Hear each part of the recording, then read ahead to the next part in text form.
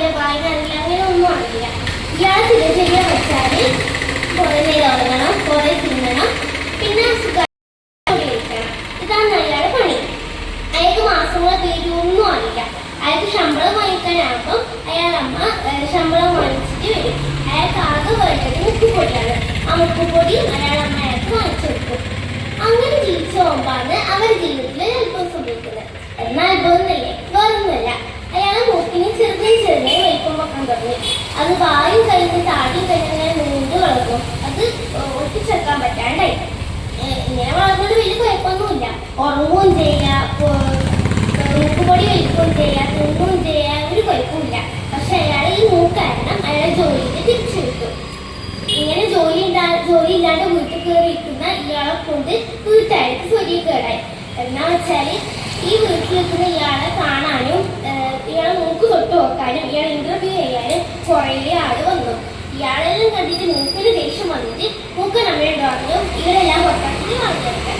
മൂക്കൻ്റെ അമ്മ അതേപോലെ ഇവരെല്ലാം പുറത്താക്കിയിട്ട് വാലടിച്ചു. അന്ന് മുതൽ അവർക്ക് നല്ല കാലമായി.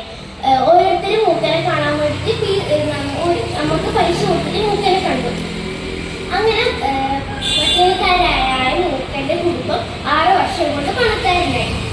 എങ്ങനെ പണക്കാരനായിന്നല്ലേ, മൂക്കന്റെ അമ്മ മൂക്കനെ കാണാൻ വേണ്ടി ഒരു ഫീസ് നിശ്ചയിച്ചു.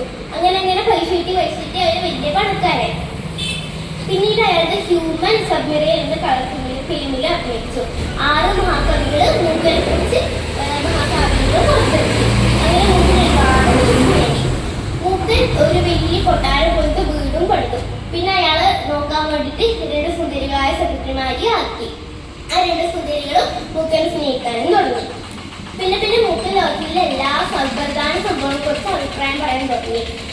എവറസ്റ്റ് കീഴടക്കിയതിനെ കുറിച്ചും ഡോക്ടർ പൂന്തോസ് മത്സ്യവത്സരം ജീവിപ്പിച്ചതിനെ കുറിച്ചിട്ടും അഭിപ്രായം പറയാൻ തുടങ്ങി. ഇനി അയാള് ഇതിനെ കുറിച്ച് അഭിപ്രായം പറഞ്ഞിട്ടില്ലെങ്കിലോ അത് വലിയ കാര്യമാക്കാണ്ട് ജനങ്ങളെടുക്കും. അതിനിപ്പോ എവറസ്റ്റ് കീഴടക്കിയാണെങ്കിലും മൂക്കൻ എന്തെങ്കിലും അഭിപ്രായം പറഞ്ഞെങ്കിലോ അത് വലിയ കാര്യത്തിൽ ജനങ്ങളെടുക്കും. ഇതെല്ലാം കണ്ടിട്ട് ഗവൺമെന്റ് മൂക്കൻ പിടിച്ചു വെക്കാൻ വേണ്ടിയിട്ട് നാസിക് പ്രമുഖൻ എന്ന് പറഞ്ഞൊരു ബഹുമതിയും മെഡലും മൂക്കനെ കൊടുത്തു. അപ്പോഴത്തേക്ക് എല്ലാ രാഷ്ട്രീയ പാർട്ടികളും മൂക്കനെ സമീപിച്ചു. ഞങ്ങളുടെ പാർട്ടി ചേരണം എന്ന് പറഞ്ഞിട്ട്.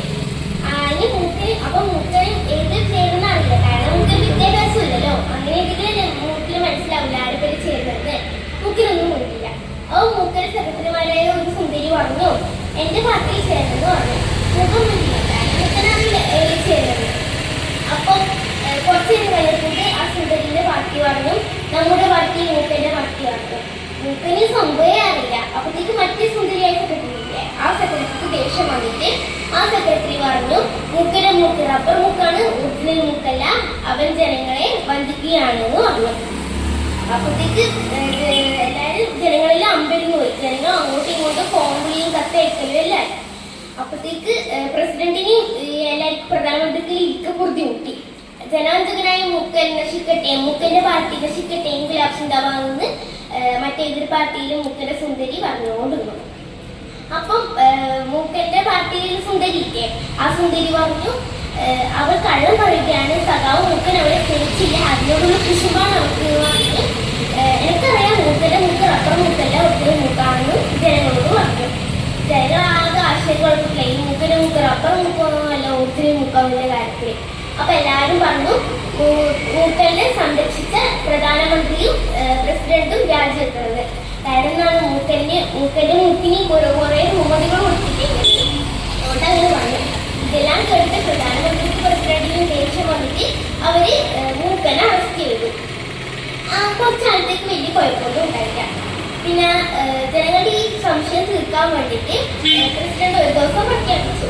മാർച്ച് 9-ന് ലോകത്തിലെ 48 രാജ്യങ്ങളിലെ വിദഗ്ധ ഡോക്ടർമാർ മൂക്കന്റെ മൂക്ക് ഒറിജിനൽ മൂക്കാമോ അല്ല ശരിക്കുള്ള മൂക്കാമോ കണ്ടെത്താൻ വേണ്ടി വരുന്നു പറഞ്ഞു. അപ്പോഴത്തേക്ക് ആ മാർച്ച് 9-ാമത്തെ ദിവസം എല്ലാ ജനങ്ങളും തലസ്ഥാന നഗരിയിൽ തടിച്ചുകൂടി ഈ ഒറിജിനൽ മൂക്കാമോ പരിശോധിക്കുന്ന സ്ഥലത്ത്. എന്നിട്ട് ഡോക്ടർമാര് പ്രസിഡന്റിന്റെ പ്രധാനമന്ത്രിയുടെ സാന്നിധ്യത്തിൽ മൂക്കിന്റെ മൂക്ക് റബ്ബർ മൂക്കാമോ ഒറിജിനൽ മൂക്കാമോ പരിശോധിക്കാൻ വേണ്ടി പറഞ്ഞു. ഓരോ ഡോക്ടർമാരും അവരുടെ രീതിയിൽ പരിശോധിച്ചു. അതിനായി ഡോക്ടർ മൂക്കിന്റെ അറ്റത്തൊരു മുട്ട സൂചിയോട് കുത്തി. അവൻ മൂക്കൻ അലറി. അപ്പോഴത്തേക്കും മൂക്കന്റെ മൂക്കിൽ ഒരു തുള്ളി ചോരയും വന്നു. അപ്പൊ എല്ലാ ഡോക്ടർമാരും ഒരുമിച്ച് പറഞ്ഞു മൂക്കന് മൂക്ക് റബ്ബർ മൂക്കല്ല ഒറിജിനൽ മൂക്കാണെന്ന് എല്ലാരും കൂടി പറഞ്ഞു. ഇത് കേട്ടിട്ട് പ്രസിഡന്റും പ്രധാനമന്ത്രിയും കൂടിയിട്ട് മൂക്കന്റെ മൂക്കിന് മൂക്കുശ്രീ എന്ന് പറഞ്ഞൊരു ബഹുമതിയും കൊടുത്തു. പിന്നെ പാർലമെന്റിലേക്ക് നോമിനേറ്റ് ചെയ്തിട്ട് മൂക്കനെ MP ആക്കുകയും ചെയ്തു. ഇതെല്ലാം കേട്ടിട്ട് മറ്റസുന്ദരിക്ക് ദേഷ്യം അനങ്ങുന്നുമില്ല. മറ്റസുന്ദരിയുടെ പാർട്ടി മലയാസുന്ദരി എല്ലാവരും പറഞ്ഞുകൊണ്ടാക്കും.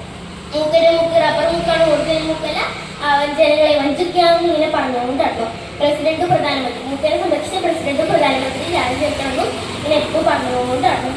അങ്ങനെ മൂക്കന്റെ മൂക്ക് റബ്ബർ മൂക്കാണോ ഒറിജിനൽ മൂക്കാണെന്ന് അറിയാണ്ട് ജനങ്ങൾ ആശ്ചര്യപ്പെട്ടില്ലേ. ഇതാണ് വൈക്കം മുഹമ്മദ് ബഷീറിന്റെ സംഭവങ്ങളുമായി വിശ്വവിഖ്യാതമായ മൂക്കന്റെ കഥ. എല്ലാവരും ഇത് വായിക്കണം, നല്ല കഥയാണ്. ഈ മൂക്കന്റെ മൂക്കിനെ കുറിച്ച് ഒരുപാട് രസകരമായ കഥകൾ ഇതിലുണ്ട്.